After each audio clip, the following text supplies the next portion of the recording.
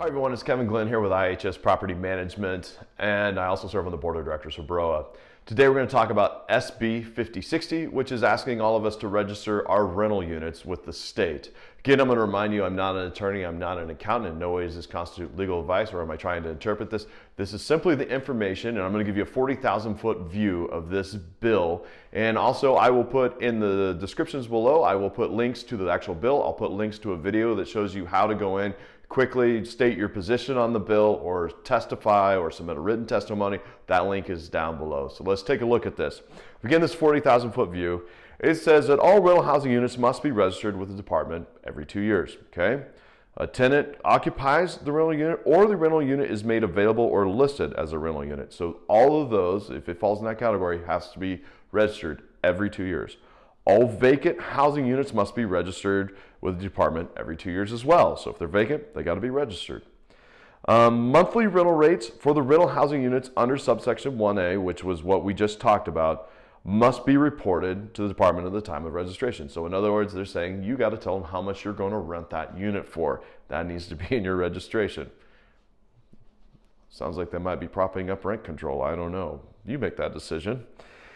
The registration fee for the initial rental housing unit or vacant housing unit is $70 per unit for the initial unit and $15 for each additional unit. It sounds like, since they say that, like for example, if you had a duplex, you would pay $70 for the one unit and $15 for the other, for a total of $85 to register that duplex.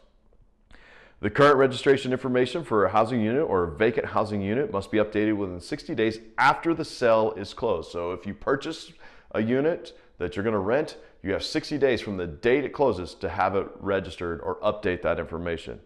Also, any change in information contained in the initial or renewal registration application must be updated within 60 days. So in other words, things like, let's say you do a rent raise, you have 60 days to update that information with the state.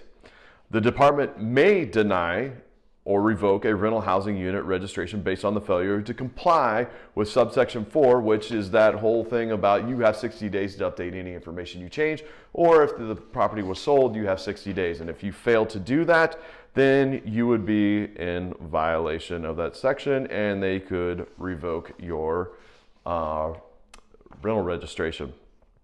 What's interesting is then we go down to, and I'm going to put it up here, Section 6. The owner of a rental housing unit may not end a tenancy or evict a tenant from the rental housing unit under RCW 59.18.650, except for the cause listed under RCW 59.18.650, subsection 2, subsection C, unless the unit is registered under this chapter. Well, if you're not familiar with that RCW, that is the RCW that we all love that talks about your lease agreements. If you have month-to-month language, or you don't have month-to-month language, or you do a 6 to 12 months. And what it's really referring to is about the use of the 60-day non-renewal.